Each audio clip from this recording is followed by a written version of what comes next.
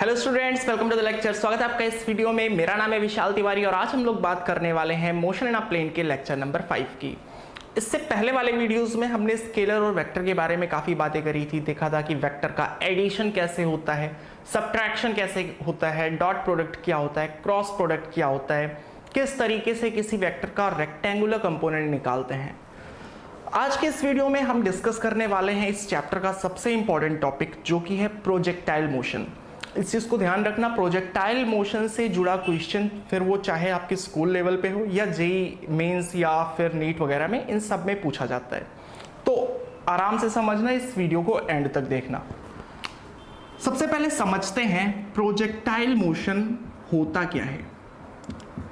Projectile motion, किसी भी चीज को आप प्रोजेक्ट कर दो, आप फेंक दो, ठीक है, तो उसका जो मोशन होता है ग्रेविटी के इफेक्ट में, उसको हम लोग बोलते हैं प्रोजेक्टाइल मोशन। जैसे आप छत पे खड़े हो या फिर ग्राउंड पे खड़े हो और आपने किसी बॉल को फेंक दिया है, तो जो उसका मोशन होगा वो होगा प्रोजेक्टाइल मोशन। यहां पे हम लोग दो केसेस देखेंगे। जो पहला केस है वो है when projectile is fired, when projectile is fired parallel to the horizontal, parallel to the horizontal। अब जैसा मैंने बोला तो यहीं से आपको पता चल जा रहा है कि इस केस में जो फेंका जा रहा है, जो इनिशियल वेलोसिटी दी जा रही है, वो किधर दी जा रही है? हॉरिजॉन्टल के पैरेलल। एग्जांपल में बता देता हूं, जैसे कि आप किसी बिल्डिंग के ऊपर खड़े हो, ये है हमारा ग्राउंड, आप यहां पे खड़े हो और आपने हॉरिजॉन्टल के पैरेलल फेंक दिया, ठीक है, आपने उधर फेंक दिया, तो फिर उस केस में जो मोशन होता है, जो बॉल या स्टोन जो कुछ भी आपके हाथ में, वो कैसा मोशन करेगी? कुछ इस टाइप का मोशन करेगी, ठीक है। तो पहला केस ये हो गया। और दूसरा केस है when projectile is fired, when projectile is fired at an angle theta with horizontal, with horizontal, ठीक है। तो इस केस में क्या होगा? आप सपोज दैट ग्राउंड पे खड़े हो और आपने थीटा एंगल पे किसी बॉल को फेंक दिया है, थीटा एंगल पे, ठीक है। जैसे आप कैच खेलते हो ना, तो फिर क्या है, आपने थीटा एंगल पे फेंका तो बॉल इस तरीके का मोशन करेगी। बॉल का पाथ एक्चुअल में कैसा होगा? ऐसा होगा, ठीक है। तो ये वाला केस है। दोनों ही केसेस डिस्कस करेंगे, डिफरेंट रिजल्ट लाएंगे। जैसे टाइम ऑफ फ्लाइट क्या होता है, हॉरिजॉन्टल रेंज क्या होती है, स्पीड और वेलोसिटी किसी भी टाइम पे कैसे निकाल सकते हैं। बट उन रिजल्ट्स को याद रखना तो जरूरी है, बट याद रखने से कहीं ज़्यादा आपको ये पता होना चाहिए कि रिजल्ट्स हम लोग निकालते कैसे हैं। क्योंकि कॉम्पिटिटिव एग्जाम्स में आप देखोगे कि घुमा फिरा के भी पूछ सकते हैं, स्लोप पे पूछ सकते हैं, या फिर बहुत सारे केसेस होते हैं।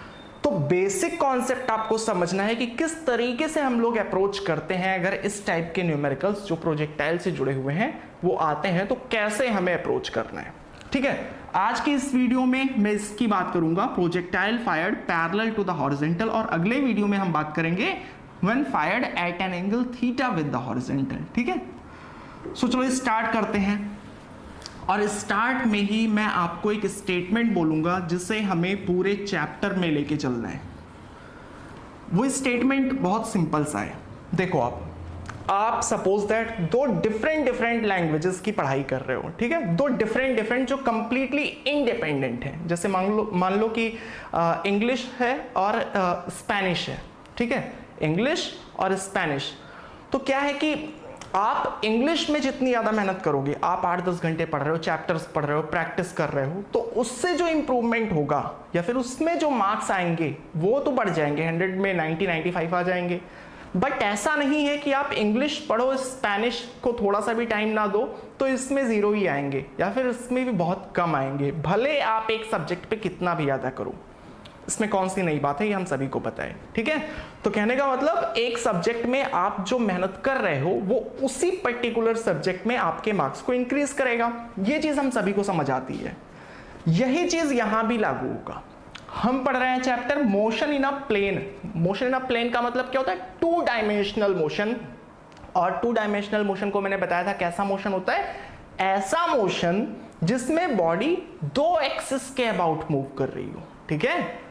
जिसके मोशन को रिप्रेजेंट करने के लिए एटलीस्ट 2 एक्सिस रिक्वायर्ड हो। ठीक है, तो देखो अब अगर मान लो कोई प्रोजेक्टाइल मोशन होगा, यही मान लेते हैं, तो ये है हमारी एक्स एक्सिस और ये है हमारी वाई एक्सिस। बॉल कभी यहां पे है और कभी यहां पे है, तो देखो इसकी एक्स की वैल्यू तो चेंज हो रही है टाइम के साथ, और साथ ही साथ इसकी वाई वाली वैल्यू भी चेंज हो रही है।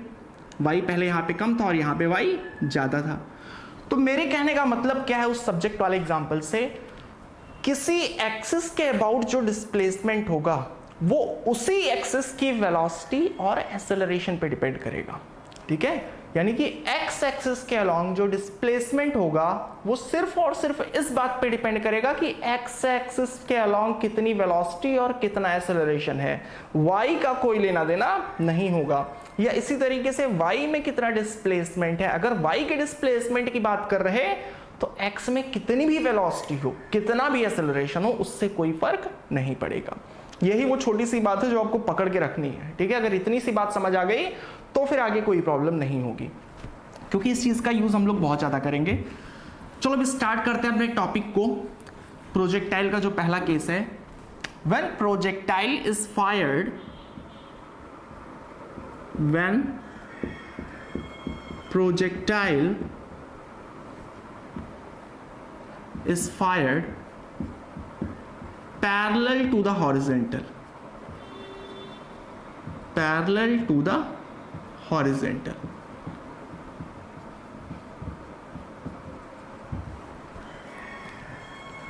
देखो सबसे पहले मैं आपको डायग्राम बना के दिखा दूं। ये है कोई बिल्डिंग जिसके टॉप पे आप खड़े हो, आपने यहां से पत्थर को फेंका है, पत्थर या बॉल जो भी है आपके पास, ये है ग्राउंड। आपने पैरेलल फेंका है हॉरिजॉन्टल के, यानी कि पूरी की पूरी वेलोसिटी एक्स एक्सिस के अबाउट है, आपने इधर फेंका है। लेकिन ग्रेविटी के कारण बॉल कैसा जाके गिरेगी ये हम सभी को पता है कि बॉल ऐसा मोशन दिखाएगी। तो यहां पे हमें क्या क्या चीजें निकालनी है, सबसे पहले ये डिस्कस कर लें। हमें निकालना है यहां पे time of flight, time of flight, और दूसरा निकालना है horizontal range, horizontal range. Time of flight क्या होता है, कितने टाइम के लिए जो बॉल है वो हवा में है, ठीक है, उसे बोलते हैं टाइम ऑफ फ्लाइट। जैसे सपोज दैट 4 सेकंड में ये बॉल यहां से जाके यहां पे ग्राउंड को हिट कर रही है, तो 4 सेकंड के लिए बॉल हमारी हवा में है, टाइम ऑफ फ्लाइट कितना हो गया 4 सेकंड, 4 सेकंड। हॉरिजॉन्टल रेंज क्या है, ये जो डिस्टेंस है कि एक्स एक्सिस में बॉल कितना आगे गया है, इसको हम लोग बोलते हैं हॉरिजॉन्टल रेंज। एक चीज और, ये दोनों ही चीजें इस बात पे डिपेंड करेंगी कि आप कितनी हाइट से फेंक रहे हो, आप कितनी हाइट से फेंक रहे हो। मैंने मान लिया कि हम लोग स्मॉल h हाइट से फेंक रहे हैं बॉल को। चलो बारी बारी से निकालते हैं टाइम ऑफ फ्लाइट और हॉरिजॉन्टल रेंज। पहले निकालते हैं टाइम ऑफ फ्लाइट।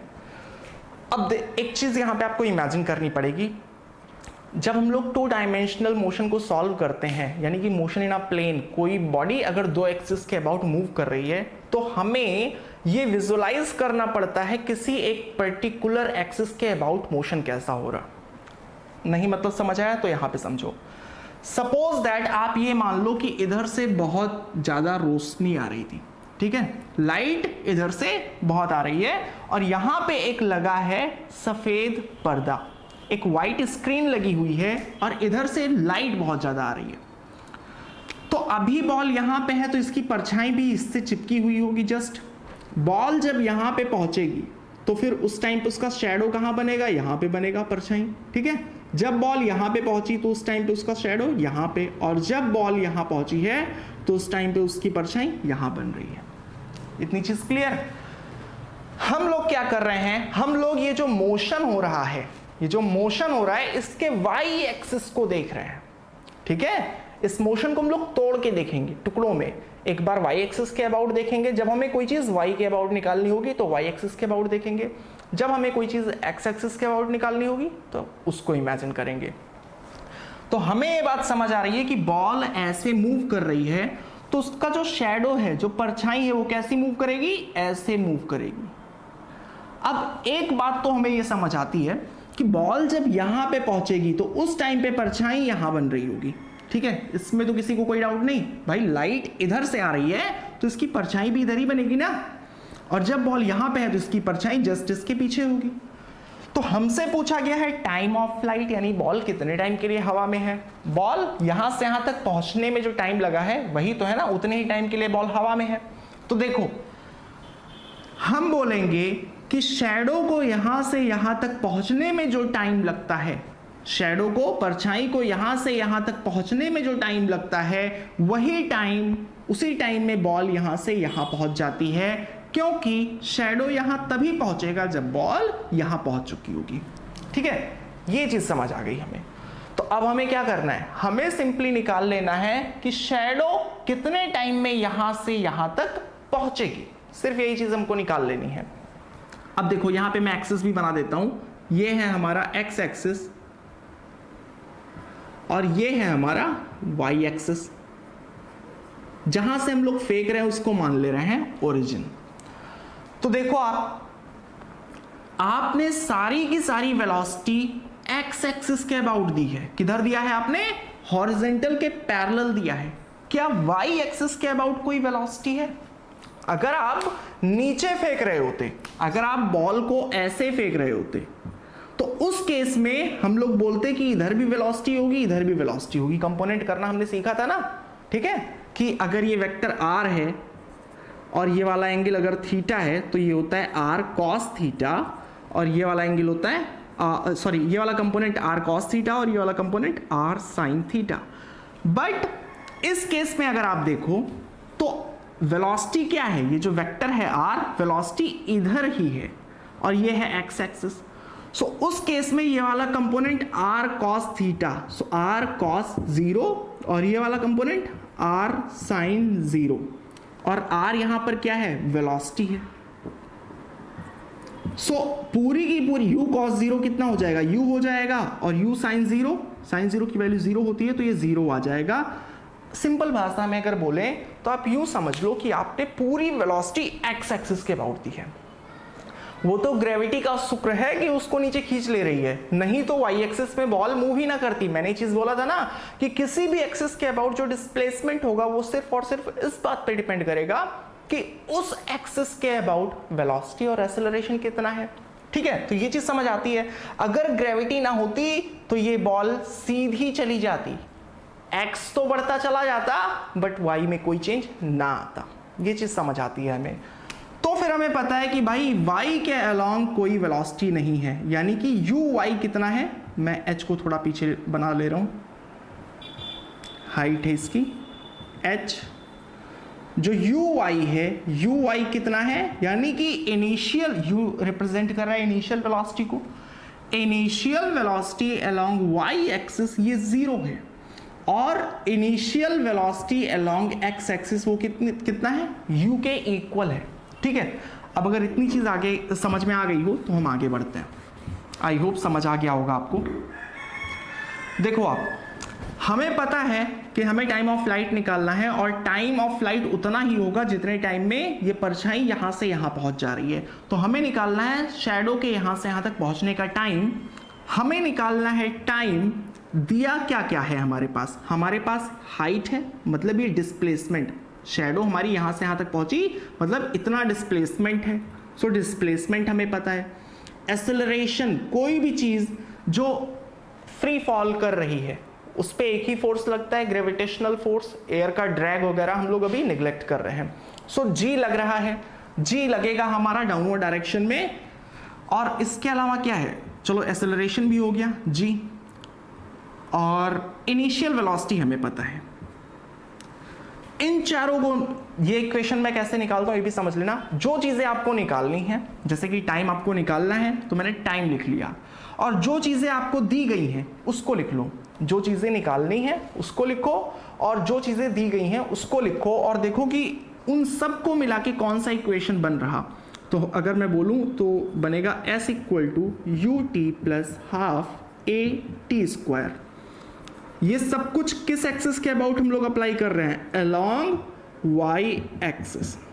सब कुछ हम लोग वाई एक्सिस के अबाउट अप्लाई कर रहे हैं, तो यहां पे सबको मेंशन कर देंगे वाई।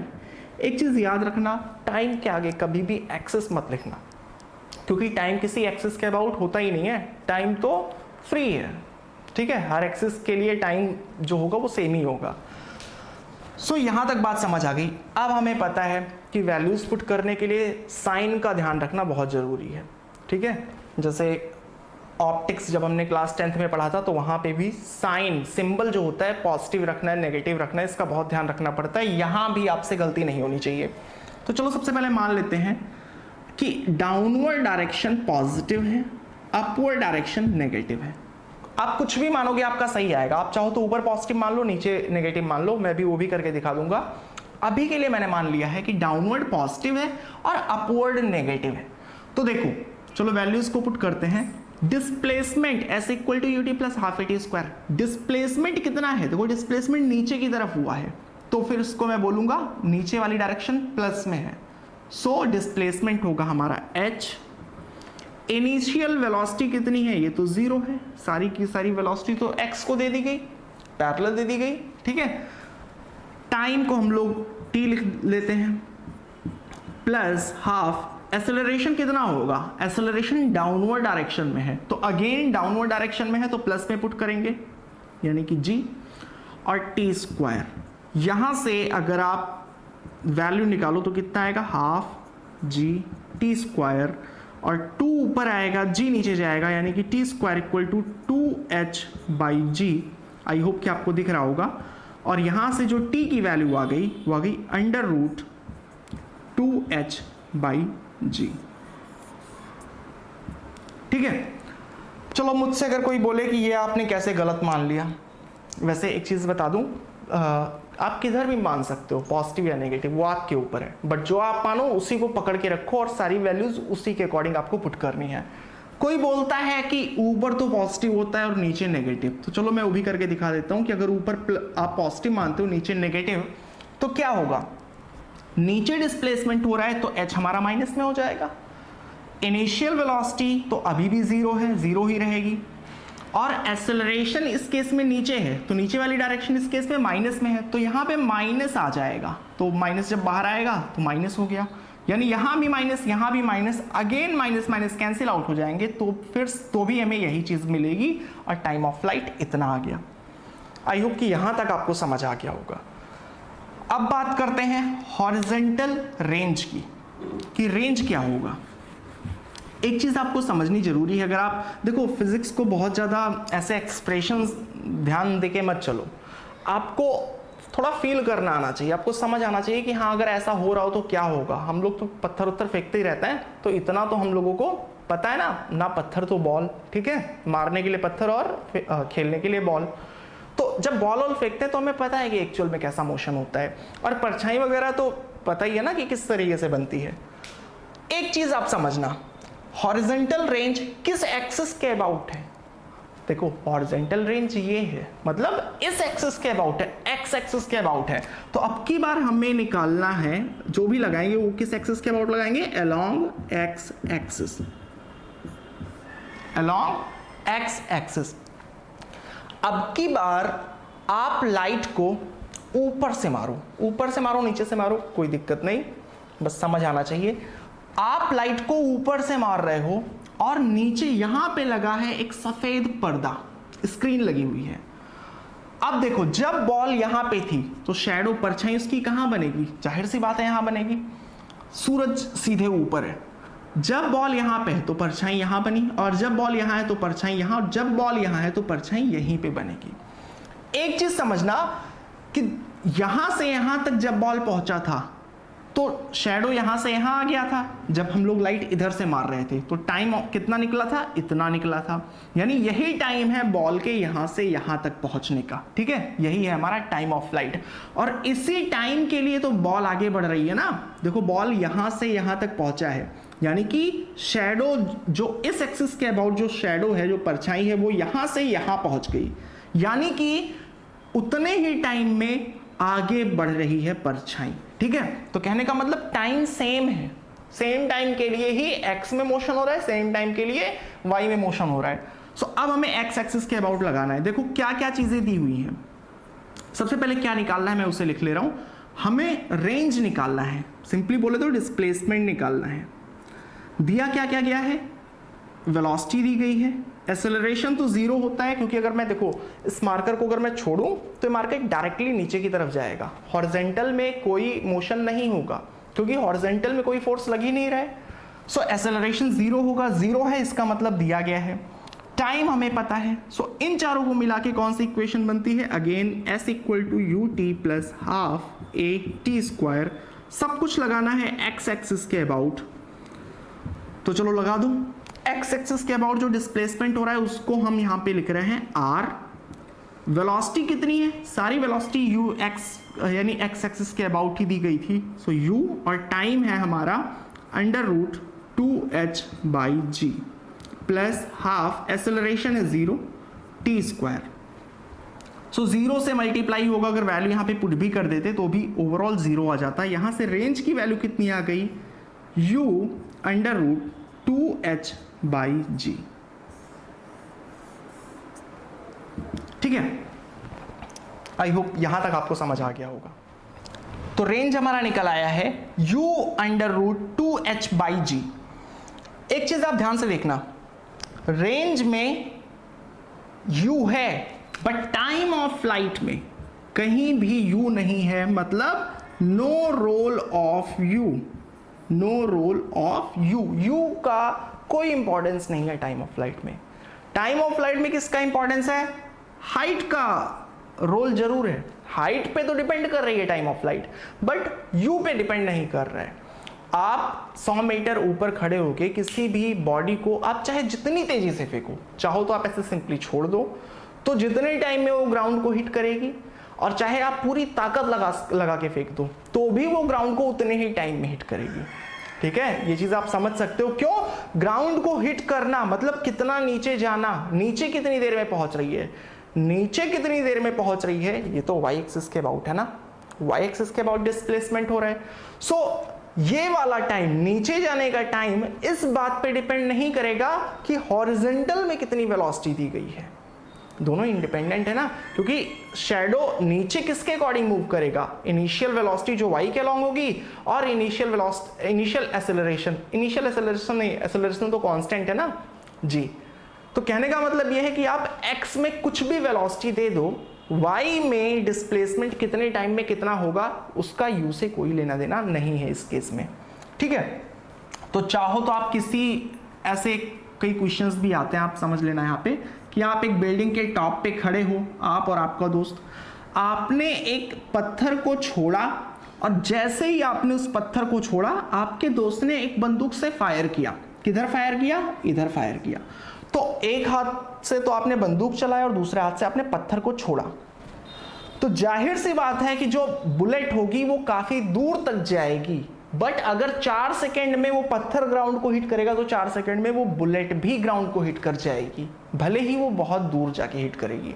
भले ही स्टोन का हॉरिजॉन्टल रेंज कुछ नहीं होगा, वो वहीं पे गिर जाएगा, जबकि बुलेट काफी दूर जाके गिरेगी। हॉरिजॉन्टल रेंज अलग अलग होगा but time of flight same होगा। तो ये चीज आप ध्यान रखना कि time of flight initial velocity पे डिपेंड नहीं करता। कब नहीं डिपेंड करता, जब प्रोजेक्टाइल में हम लोग बॉडी को पैरेलल टू हॉरिजॉन्टल फेंकते हैं। अगर कोई एंगल दे दिया गया कि आप इधर फेंक रहे हो या इधर फेंक रहे हो तो उस केस में डिपेंड करेगा। ठीक है, तो एकदम बेसिक तक हमें समझना है। आई होप कि यहां तक आपको समझ में आ गया होगा। अब बात करते हैं इक्वेशन ऑफ ट्रेजेक्ट्री की। ट्रेजेक्ट्री का मतलब क्या, पाथ का इक्वेशन। जैसे हम लोगों ने कई सारे इक्वेशन पढ़े हैं ना, इक्वेशन ऑफ लाइन कैसे होता है। जिन लोगों ने मैथ्स लिया है आप सब में से वो तो डिटेल में पढ़ोगे, स्ट्रेट लाइन, पैराबोला, हाइपरबोला। जो बायो के हैं उन्हें मैं कुछ बेसिक चीजें यहां पे बताऊंगा। इक्वेशन होता क्या है, जैसे मान लो ये कोई कर्व है, ये y है और ये x है, तो इक्वेशन होता क्या है, जैसे इसका इक्वेशन मैंने लिख दिया, suppose that y equal to f of x। ये फंक्शन है। अब कहने के लिए अगर मैं y equal to 3x plus 4 लिख दूं तो ये एक स्ट्रेट लाइन का इक्वेशन है, ये एक स्ट्रेट लाइन का इक्वेशन है। अब मैं एग्जैक्ट नहीं बना रहा हूं, कुछ ऐसा बनेगा। ठीक है, ये एक स्ट्रेट लाइन का इक्वेशन है। कहने का मतलब क्या है, इक्वेशन में क्या होता है, x होता है, y होता है और x होता है, आप x की वैल्यू पुट करते हो, जैसे x इक्वल टू अगर आपने 10 पुट किया तो वहां पे y की वैल्यू कितनी होगी ये हमको पता चल जाता है। आप x को पुट करोगे तो y पता चल जाएगा, आप y को पुट करोगे तो x निकाल सकते हो। तो इक्वेशन ऑफ ट्रेजेक्ट्री क्या होता है कि आपने यहां ओरिजिन से फेंका, देखो यहां पे बिल्डिंग थी और यहां से आपने इधर फेंका था, ऐसे जाके बॉल गिरा था, ठीक है। तो इक्वेशन ऑफ ट्रेजेक्ट्री में क्या है, ये है हमारा x एक्सिस और ये है हमारी y एक्सिस। हमको इस कर्व का इक्वेशन निकालना है। कुछ इसी टाइप से इक्वेशन निकलेगा जिसमें अगर हमसे पूछ लिया जाए कि भाई बताओ बॉल 6 मीटर आगे गई तो कितना नीचे गई होगी, ठीक है। यानी जब ball x equal to 6 move की होगी तो y कितना नीचे गया होगा। तो हम लोग इस इक्वेशन के बेसिस पे क्या करेंगे, x की वैल्यू को पुट कर देंगे और y निकाल देंगे, ठीक है। आई होप कि आपको समझ आ गया होगा कि क्या होता है इक्वेशन ऑफ ट्रेजेक्ट्री, उस पाथ का इक्वेशन लिखना। एक चीज और यहां से हम लोग प्रूव भी करेंगे कि जो पाथ होता है वो पैराबोलिक होता है, पाथ पैराबोलिक होता है। तो सबसे पहले मैं इक्वेशन ऑफ ट्रेजेक्ट्री निकालूंगा, फिर बताऊंगा कि पाथ पैराबोलिक क्यों है, पैराबोला का एक पार्ट क्यों है। ध्यान से देखना,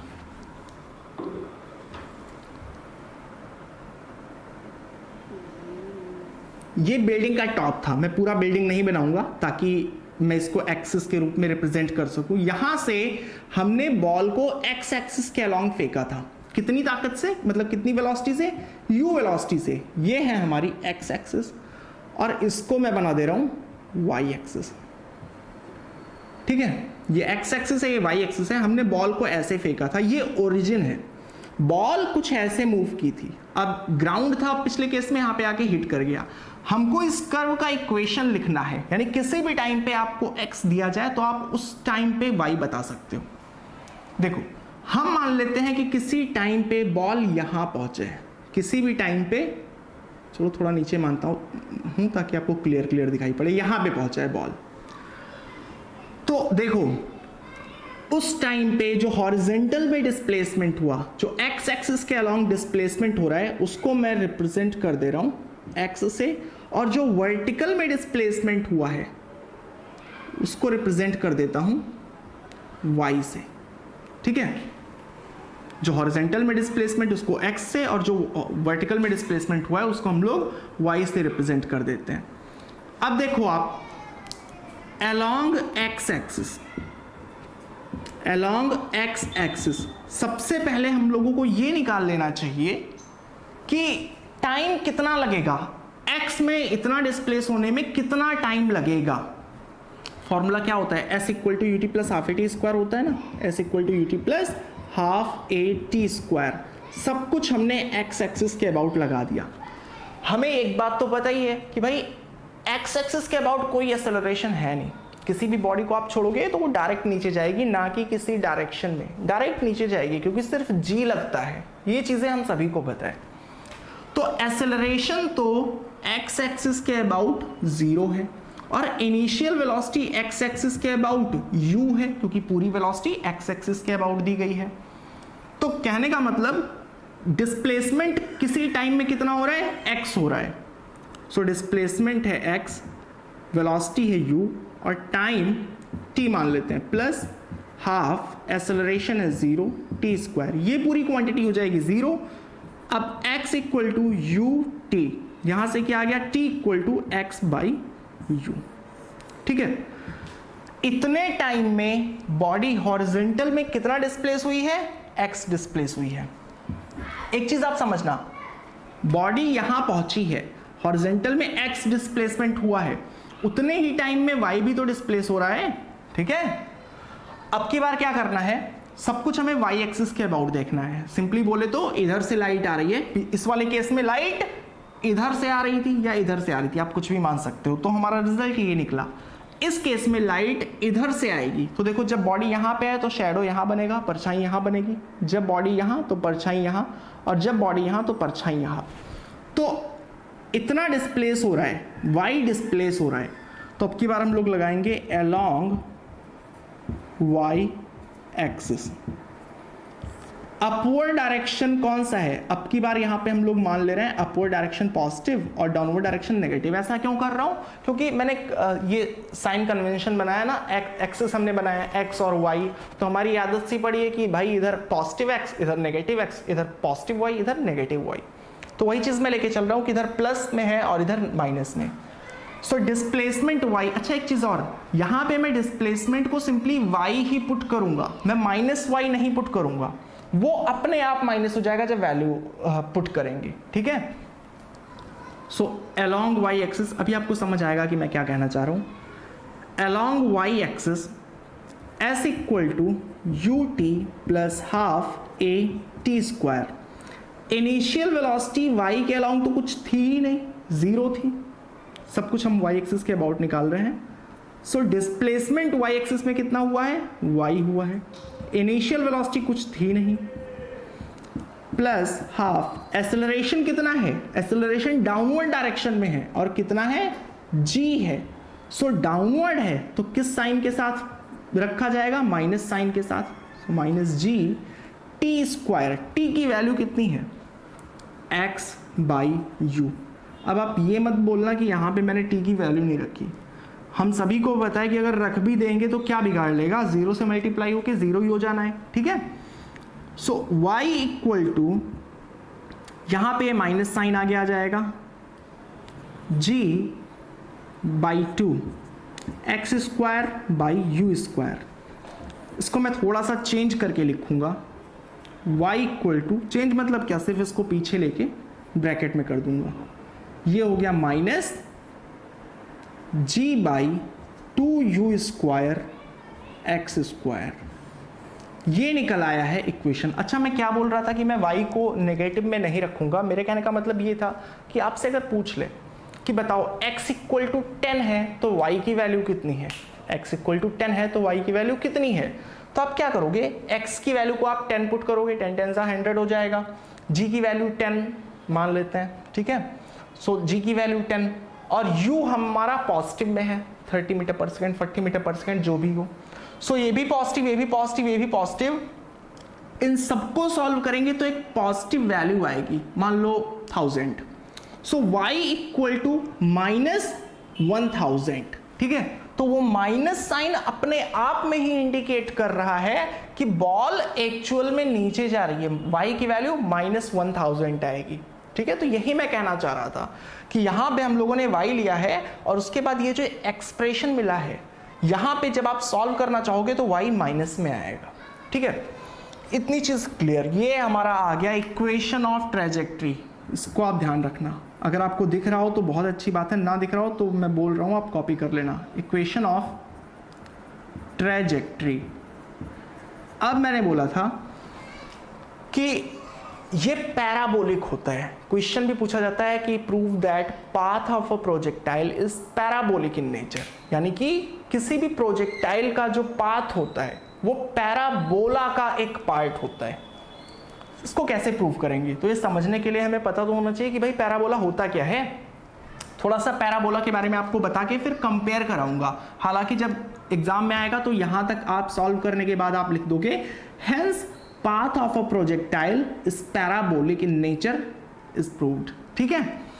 बट समझ में आना चाहिए क्यों। एक चीज और जो एग्जाम्स में आता है वो ये वाला नहीं आता, वो आता है जब हम लोग किसी भी बॉल को थीटा डिग्री पे फेंकते हैं ऐसे। बट अगर ये चीज समझ आ गई तो वहां भी आपको इजीली समझ आ जाएगा, वहां पे कोई भी मेहनत करने की जरूरत नहीं पड़ेगी। तो चलो बात कर लेते हैं थोड़ा सा पैराबोला की।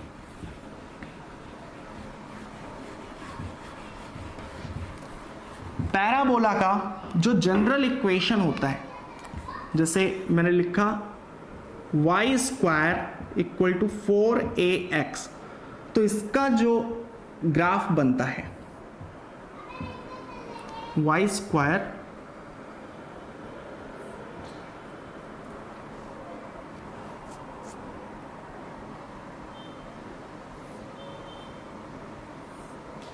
एक बार देख लूं सही बनाया हूं मैं, नहीं गलत, हाँ सही है, ठीक है।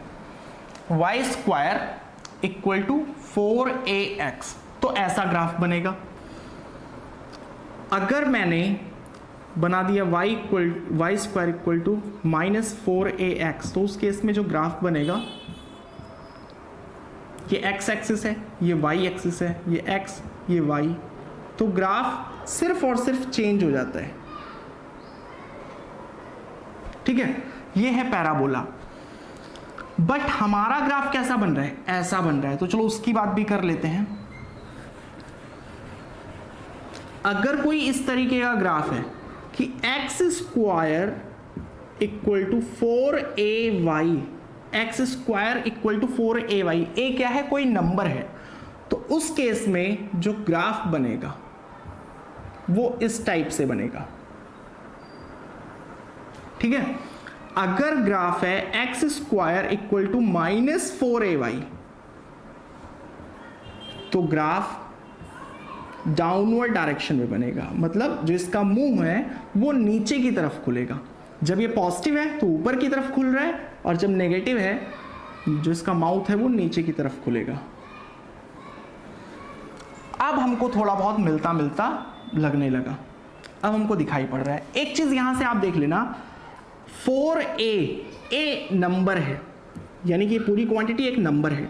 सो y इक्वल टू, हम लोग क्या लिख सकते हैं अगर मैं इसको इधर लेके आऊं, so y equal to -1/4a x square. ये दोनों चीजें सेम है हमारी। ठीक है, तो इसका ग्राफ कुछ ऐसा बनता है। अब कंपेयर करो ये जो हमने निकाला था इक्वेशन ऑफ ट्रेजेक्ट्री। देखो आप किसी सर्टेन वेलोसिटी से फेंकोगे, चलो एग्जांपल लेते हैं कि आपने फेंक दिया 20 मीटर पर सेकंड से। आप एक बिल्डिंग की टॉप पे खड़े हो, आपने 20 मीटर पर सेकंड से फेंक दिया, तो 20 फेंक दिया, तो 20 इंटू 20 ये हो जाएगा 400, और 400 टू 800 हो जाएगा। ठीक है, और ऊपर है 10, तो कहने का मतलब यहां भी एक नंबर है, यहां भी नंबर है, और g की वैल्यू तो फिक्स ही है। तो कहने का मतलब y इक्वल टू माइनस, और यहां पे एक नंबर आएगा, अब वो नंबर कुछ भी हो सकता है, एक्स स्क्वायर। यहां पे जब पैराबोला का इक्वेशन मैं बता रहा हूं तो क्या है, a भी एक नंबर है, मैंने बताया, मार्कर ही छूट गया था। सो a भी एक नंबर है, सो y इक्वल टू माइनस ये एक नंबर आएगा एक्स स्क्वायर। अब आप कंपेयर कर पा रहे हो? आप इस चीज को ध्यान रखना कि अगर y equal to x square के फॉर्म में है तो ग्राफ बनता है इस तरीके से ऊपर की तरफ। यहां आगे कोई नंबर हो ना हो कोई फर्क नहीं पड़ता, ऊपर की तरफ खुलेगा। लेकिन अगर एक्स स्क्वायर के साथ कोई माइनस का टर्म है तो ग्राफ नीचे की तरफ खुलता है। ठीक है, तो ये चीजें हमें पता है। अब हमें समझ आ रहा है कि हाँ ये है पैराबोला का इक्वेशन, ये है इक्वेशन ऑफ ट्रेजेक्ट्री। तो एक्चुअल में क्या है, ये ट्रेजेक्ट्री पैराबोला के ही तरह हमें दिख रहा है, यानी ये पैराबोलिक है इन नेचर। चलो मैं बना के भी दिखा देता हूं। इस तरीके से जा रहा था बॉल, अगर ऐसा ही ग्राफ मैं इधर बना दूं इस तरीके से, तो फिर आपको ये लगने लगेगा पैराबोला ऐसे। ठीक है, सो यहां तक आप करने के बाद आप डायरेक्ट लिख दोगे, hence proved it is proved that path of a projectile is parabolic in nature। I hope कि आपको यहां तक समझ आ गया होगा। चलो अब हम लोग बात करते हैं कि किसी भी टाइम पे अगर आपसे स्पीड या वेलोसिटी पूछ लिया जाए, या फिर पूछ लिया जाए कि जो स्टोन है या बॉल है वो ग्राउंड से कितने एंगल पे हिट करेगी, तो उसको हम लोग कैसे निकालेंगे। सबसे पहले बात करेंगे वेलोसिटी निकालने की। तो ये थी हमारी बिल्डिंग जिसके टॉप से आपने फेंका था, और ये इतने यहां पे जाके इसको हिट कर रही है ग्राउंड को। हम क्या करते हैं, हम किसी भी टाइम पे वेलोसिटी निकाल लेते हैं। ठीक है, eight any time, eight any time, eight any time T, किसी टाइम टी पे हमको निकालनी है वेलोसिटी। सारी की सारी वेलोसिटी किधर दी गई थी, एक्स एक्सिस के अबाउट दी गई थी, ये चीज हमें पता है।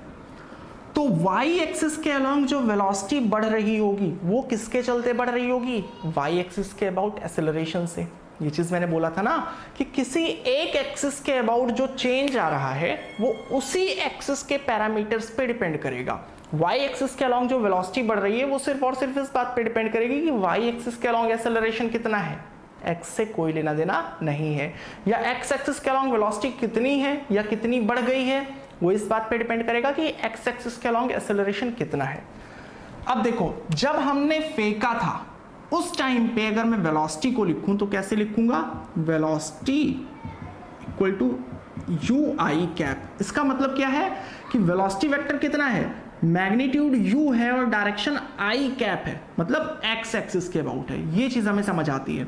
बट यहां पे जब किसी भी टाइम पे ये बॉल यहां पे पहुंचा है तो उस टाइम पे इसकी वेलोसिटी इधर है। क्यों ऐसा है, क्योंकि x एक्सिस में भी वेलोसिटी है और y एक्सिस में भी वेलोसिटी है। अब यहां पे आप समझना, x एक्सिस के अबाउट तो कोई एक्सेलरेशन है नहीं। एक्सेलरेशन क्या होता है, rate of change of velocity, यानी एक सेकंड में कितनी वेलोसिटी चेंज हो रही है। तो एक्सेलरेशन तो है ही नहीं है एक्स एक्सिस के अबाउट, यानी कि एक्स एक्सिस के अबाउट जो वेलोसिटी है वो कांस्टेंट रहेगी, वो तो चेंज हो ही नहीं रही। ठीक है, सो एक्स एक्सिस के अबाउट जो वेलोसिटी है वो u ही होगी हर जगह पे। इसको हम लोग निकाल भी सकते हैं, कैसे, at any time t along x axis, along x axis v equal to u plus a t होता है ना, v equal to u plus a t. Vector के फॉर्म में रखो चाहे आप डायरेक्ट सिंबल डायरेक्शन के साथ पुट कर दो, सब बात एक ही है। वेलोसिटी कितनी है ये हमको निकालना है। इनिशियल वेलोसिटी कितनी थी हमारी, u थी। एक्सेलरेशन कितना है, 0 है, टाइम t, तो ये 0t हो गया, यानी कि v इक्वल टू यू। तो कहने का मतलब जब तक एक्सेलरेशन की कोई वैल्यू नहीं होगी v हमारा कभी चेंज नहीं होगा, v हमारा कभी चेंज नहीं होगा। एक्सेलरेशन नहीं है मतलब हॉरिजॉन्टल डायरेक्शन में वेलोसिटी u ही बनी रहेगी। तो ये चीज तो हमको पता है। चलो इसको मैं रब करता हूं। अब अलोंग y एक्सिस की बात करते हैं, क्योंकि ग्रेविटी एक्ट कर रही है तो y एक्सिस के अलोंग जो है वेलोसिटी बढ़ रही है। Along y axis v equal to u plus a t, v equal to u plus a t, सब कुछ आप y एक्सिस के अबाउट लगाओगे। इससे पहले वाले में मैं x लगाना भूल गया था, वो आप लगा लेना। v equal to u plus a t. Final velocity कितनी है, equal to final velocity vy है, और इनिशियल वेलोसिटी कितनी थी हमें पता है, सारी की सारी वेलोसिटी तो x एक्सिस को दे दी गई थी। तो यानी कि इनिशियल वेलोसिटी हो जाएगी 0, यहाँ पे कोई भी वेलोसिटी नहीं है। प्लस एक्सेलरेशन डाउनवर्ड डायरेक्शन को अगर आप पॉजिटिव मान लो और अपवर्ड को अगर आप नेगेटिव मान लो, तो डाउनवर्ड डायरेक्शन पॉजिटिव है और g भी नीचे एक्ट कर रहा है, तो g को आप प्लस में पुट कर दोगे और टाइम हो गया t, यानी कि किसी भी टाइम पे जो वेलोसिटी आएगी vy इक्वल टू gt। ये चीज समझ आती है। तो ये वाली जो वेलोसिटी है vy, ये कितनी आ गई, gt आ गई, और ux कितना है, या फिर vx हमारा u के बराबर है। यहां तक क्लियर। अब देखो आप, अगर हमें वेलोसिटी लिखना हो, वेलोसिटी क्या है, वेलोसिटी में हम लोग सारे कंपोनेंट्स को मेंशन करेंगे। u आई कैप प्लस gt।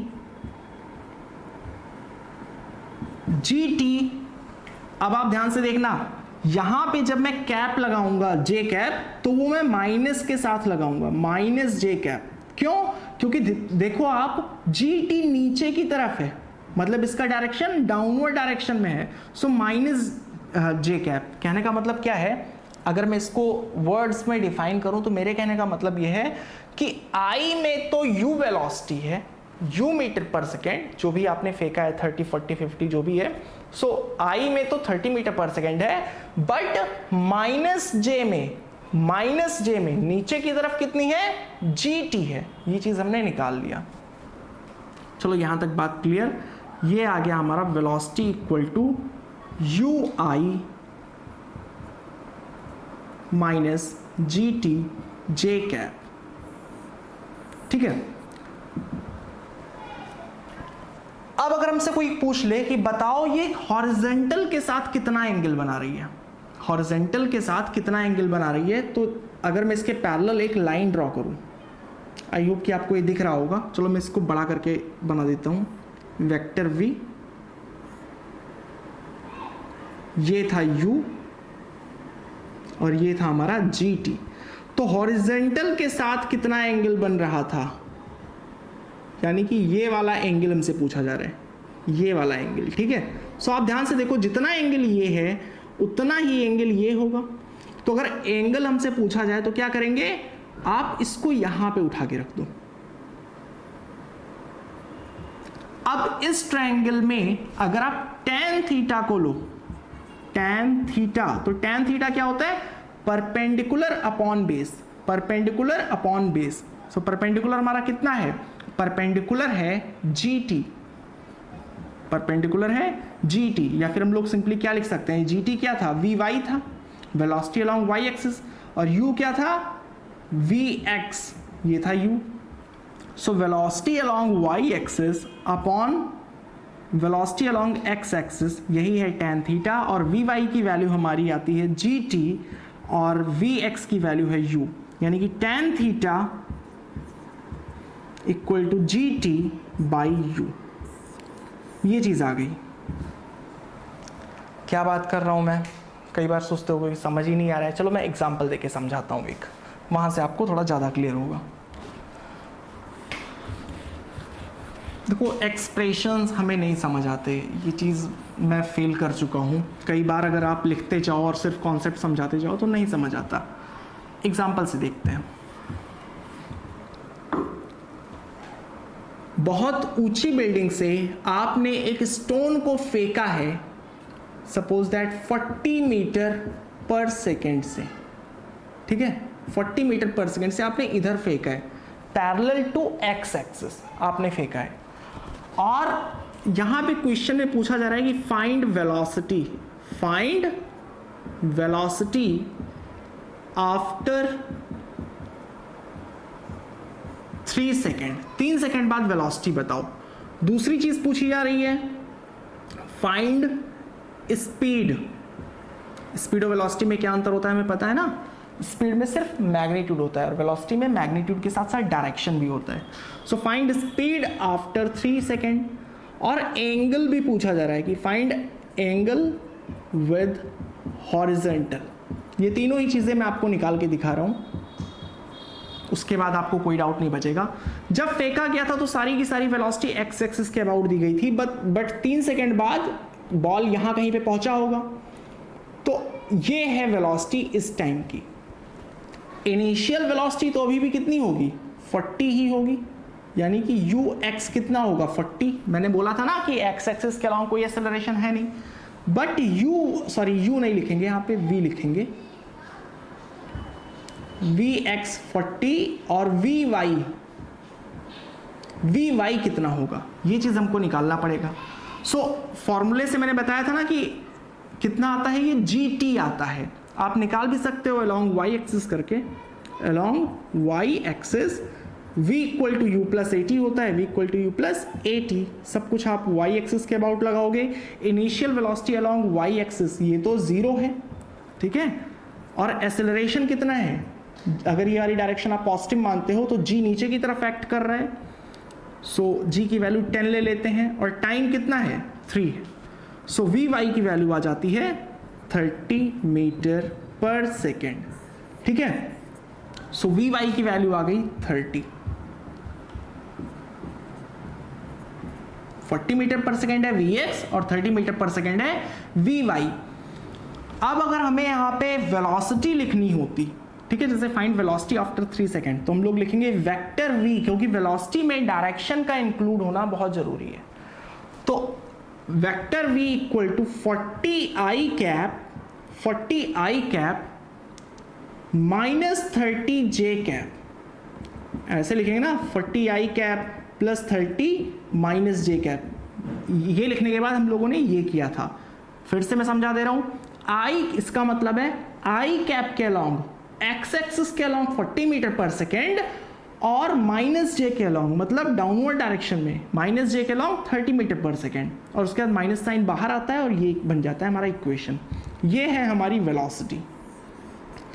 स्पीड की बात करें तो स्पीड में सिर्फ मैग्नीट्यूड होता है, तो इस किसी भी वेक्टर का मैग्नीट्यूड कैसे निकालते हैं, under root a square plus b square plus c square करते हैं। ये चीज़ हमको पता है, नहीं पता आपको तो आप देख लो। अगर वेक्टर आर है a i cap plus b j cap plus c k cap, तो इसका जो मैग्नीट्यूड होता है वो होता है under root a square plus b square plus c square, ये चीज़ होता है। तो स्पीड अगर हमें यहाँ पे निकालना हो तो under root this square plus this square, यानी कि अंडर रूट 40 का स्क्वायर प्लस -30 का स्क्वायर। सो -30 ये भी प्लस ही हो जाएगा, ये आ जाएगा अंडर रूट 2500। चाहो तो आप सॉल्व करके देख लेना, आ जाएगा 50 मीटर पर सेकेंड। सो अगर आपने वेलोसिटी निकाल लिया तो इसका मतलब आप स्पीड भी इजीली निकाल लोगे, सिर्फ और सिर्फ आपको मैग्नीट्यूड निकालना है। अब तीसरी चीज़ आती है कि फाइंड एंगल, कितने एंगल बनाएगी हॉरिजेंटल से। सो ये है हमारा हॉरिजेंटल, ये वाला एंगल हमको निकालना है। अब जितना एंगल ये होगा उतना ही एंगल ये होगा, थीटा। इसको ले आके यहाँ पे पुट करेंगे, ठीक है। अब इस ट्रायंगल में देखें, आप चाहो तो फॉर्मूला याद रख लेना, बट आपको ये मेथड पता होना चाहिए कि कैसे हमने अप्रोच किया था। So tan theta equal to perpendicular upon base. Theta ये है तो इसके रिस्पेक्ट में परपेंडिकुलर ये और बेस ये। सो ये 30 था, 30 परपेंडिकुलर अपॉन बेस, यानी कि 30/40, 0 0 cancel out, tan theta equal to 3/4, theta equal to tan inverse 3/4। अब अगर आपको वैल्यू नहीं पता तो आप इतना ही लिख के छोड़ देना, मुझे वैल्यू पता है, मैं बता देता हूँ आपको भी। ये आ जाएगा थीटा इक्वल टू 37 डिग्री। एक चीज़ याद रखना कि इन दो ट्रायंगल को याद रखना, 37, 3, 4, 5 और दूसरा ट्रायंगल है 53, 4, 3, 5, ठीक है। सो tan 37 की वैल्यू होती है 3/4। सो tan थीटा इक्वल टू 3/4 आया था, यानी कि थीटा की वैल्यू 37 डिग्री। सो थीटा की वैल्यू 37 डिग्री मिल गई। अगर आपसे ये पूछा होता कि बताओ ग्राउंड को कितने एंगल पे हिट करेगी, तो हमें सिंपली करना क्या था, जब हमसे टाइम देके पूछा तो हमने टाइम के बेसिस पे सारी चीजें निकाल ली।